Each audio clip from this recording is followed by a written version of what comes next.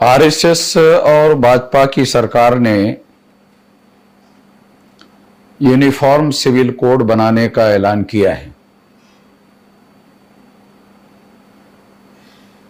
2024 के चुनाव को ध्यान में रखते हुए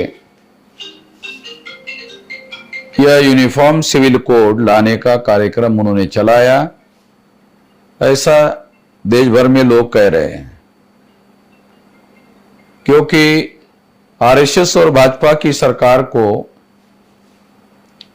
10 साल में उन्होंने भारत की प्रजा के लिए क्या किया, अगर ये सवाल पूछा जाए तो उनके पास बताने के लिए कुछ नहीं है।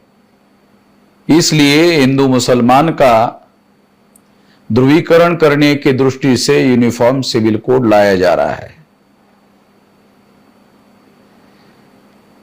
इस चर्चा को इसी मकसद से शुरू किया गया, मगर भारत में मुसलमानों के द्वारा, क्रिश्चियनों के द्वारा जिस तरह से समझदारी का काम किया गया, उसकी वजह से हिंदू मुसलमान का ध्रुवीकरण होता हुआ दिखाई नहीं दे रहा है और इससे उनको बहुत ज्यादा फायदा होता हुआ दिखाई नहीं दे रहा है। मगर इसके बावजूद भी यूनिफॉर्म सिविल कोड लागू करने से मुसलमानों का ज्यादा नुकसान नहीं हो सकता। जो सबसे ज्यादा नुकसान होने वाला है वो आदिवासियों का कस्टमरी लॉ खत्म हो जाएगा। आदिवासियों को जो विशेष पहचान है, विशेष अधिकार है, वो उसके कस्टमरी लॉ के आधार पर है और यूनिफॉर्म सिविल कोड से ये सारे अधिकार समाप्त हो जाएंगे। तो ये बहुत बड़ा खतरा है। इसके साथ साथ यूनिफॉर्म सिविल कोड से अगर समान कानून बन गया तो कल चलकर कोई ब्राह्मण सुप्रीम कोर्ट में जा सकता है कि जब सभी लोगों के लिए समान कानून लागू हो गया तो अलग से आरक्षण लागू करने की क्या जरूरत है। तो यूनिफॉर्म सिविल कोड से एससी, एसटी, ओबीसी का आरक्षण भी समाप्त होने का खतरा पैदा हो गया है।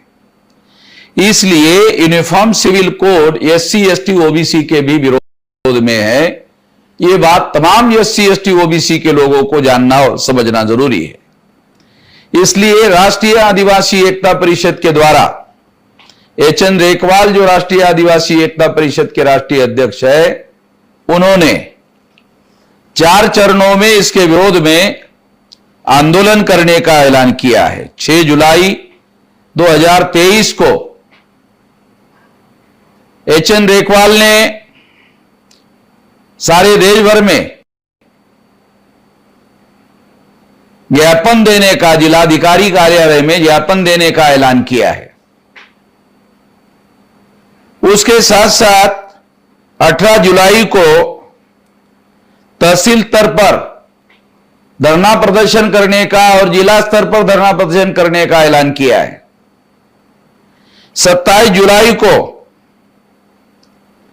जिला स्तर पर रैली प्रदर्शन करने का ऐलान किया है और 7 अगस्त 23 को भारत बंद का ऐलान किया है। हम बामसेफ की तरफ से, भारत मुक्ति मोर्चा की तरफ से, बहुजन क्रांति मोर्चा की तरफ से, तमाम ऑफशूट संगठन की ओर से, राष्ट्रीय आदिवासी एकता परिषद का, ये सारे आंदोलन के लिए समर्थन करते हैं और तमाम संगठना के और तमाम कार्यकर्ताओं को यह निर्देश दिया जाता है कि वो इस कार्यक्रम में सक्रिय सहभाग करने का काम करे और राष्ट्रीय आदिवासी एकता परिषद को सक्रिय समर्थन देने का काम करे। यह उनको निर्देश दिया जाता है। आपने मेरी बात ध्यान से सुनी, इसके लिए आभार, धन्यवाद।